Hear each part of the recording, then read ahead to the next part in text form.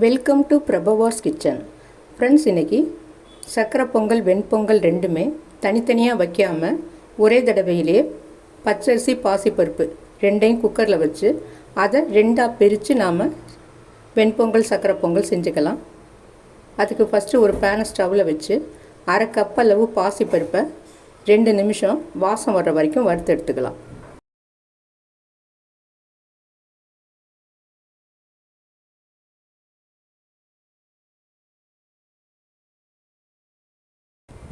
இப்போ பாசிப்பருப்பு வாசம் வர வரைக்கும் வறுத்தாச்சு. இப்போ ஸ்டவ்வை ஆஃப் பண்ணிவிட்டு அடுத்து இப்போ ஒரு பாத்திரத்தில் 2 கப் அளவு பச்சரிசி எடுத்துக்கலாம். இதோட வறுத்த பாசிப்பருப்பை சேர்த்து தண்ணி ஊற்றி நல்லா களைஞ்சிட்டு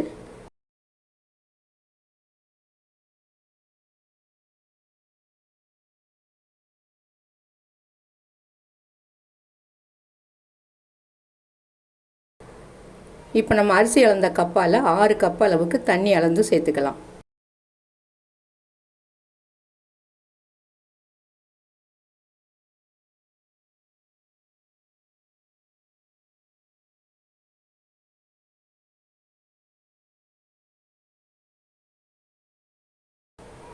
அடுத்து பால் 1 கப்பு சேர்த்துட்டு இதை குக்கரில் வச்சு 4 விசில் வரைக்கும் குக் பண்ணிக்கலாம். உப்பு எதுவும் இதில் இப்போ சேர்க்க வேண்டாம்.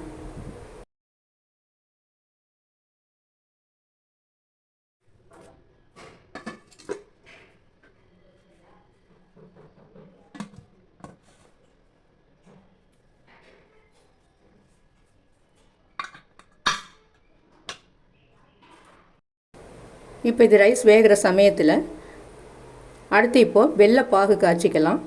அதுக்கு 1 கப் அளவு உடச்ச வெல்லம் எடுத்துக்கலாம். நான் சின்ன உருண்டை வெல்லம் கழுவிட்டு எடுத்திருக்கேன். இது உடச்சா 1 கப் அளவு வரும்.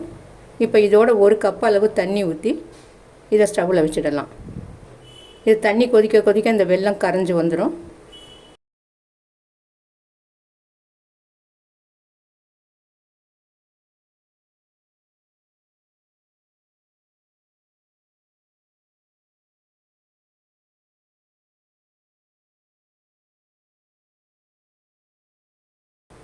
இப்போ பாருங்கள், வெல்லம் கரைஞ்சிட்டு வந்துருச்சு.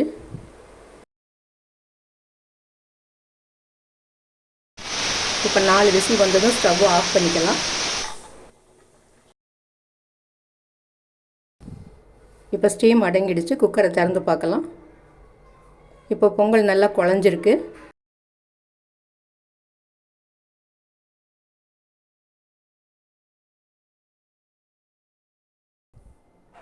இப்போ பொங்கல் நல்லா குழைய வெந்திருக்கு.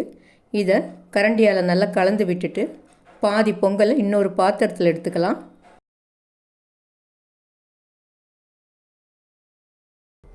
இப்போ இந்த பொங்கலை ரெண்டாக பிரித்து எடுத்துக்கலாம். சக்கரை பொங்கலுக்கு இன்னொரு பாத்திரத்தில் பாதி பொங்கலை எடுத்துக்கலாம்.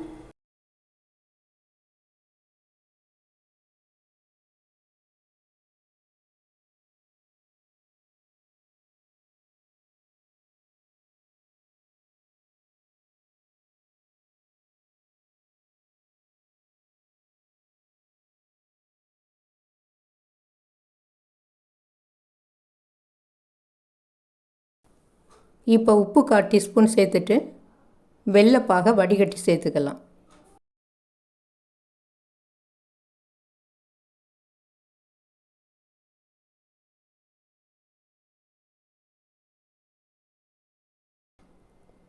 இப்போ வெள்ளைப்பாகோட நல்லா பொங்கலை கலந்து விட்டுக்கலாம்.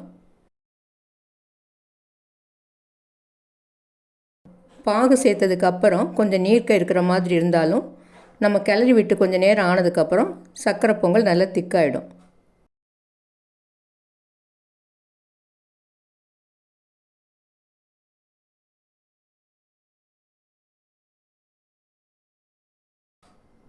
இப்போ இதில் நெய்யில் வறுத்த முந்திரி திராட்சையை சேர்த்துட்டு 3 ஏலக்காயை நல்லா பொடி பண்ணிவிட்டு சேர்த்துக்கலாம்.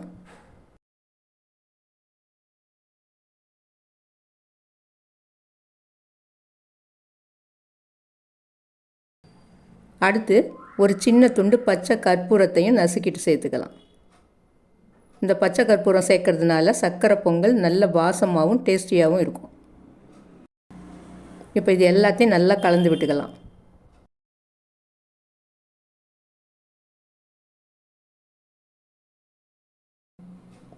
இப்போ சர்க்கரை பொங்கல் ரெடி ஆயிடுச்சு. இதை மூடி வச்சுட்டு வெண்பொங்கல் ரெடி பண்ணிக்கலாம்.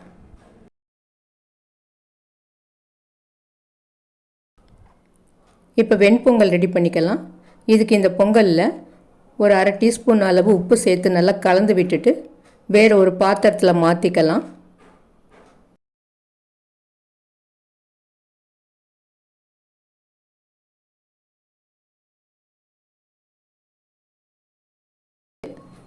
அடுத்து ஒரு இருப்புச்சட்டியை ஸ்டவ்வில் வச்சு அதில் 2 டேபிள் ஸ்பூன் அளவு நெய், 2 டேபிள் ஸ்பூன் ரீஃபைண்ட் ஆயில் சேர்த்து அதில் 1 டீஸ்பூன் சீரகம், 1/4 டீஸ்பூன் உடைச்ச மிளகு, ஒரு சின்ன துண்டு இஞ்சி பொடியாக கட் பண்ணினது, அதோட கொஞ்சம் முந்திரி பருப்பு, இது எல்லாம் சேர்த்துட்டு பொரியிற சமயத்தில் ஒரு கொத்து கருவேப்பிலையும் சேர்த்து தாளிச்சுக்கலாம்.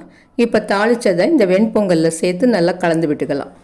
இப்போ வெண்பொங்கல் சர்க்கரை பொங்கல் ரெண்டுமே டைம் வேஸ்ட் பண்ணாமல் ரொம்ப ஈஸியாக ரெடி பண்ணிட்டோம். இந்த டிஷ்ஷு பிடிச்சிருந்ததுன்னா லைக் பண்ணுங்கள், ஷேர் பண்ணுங்கள், மறக்காமல் சப்ஸ்கிரைப் பண்ணுங்கள். நன்றி.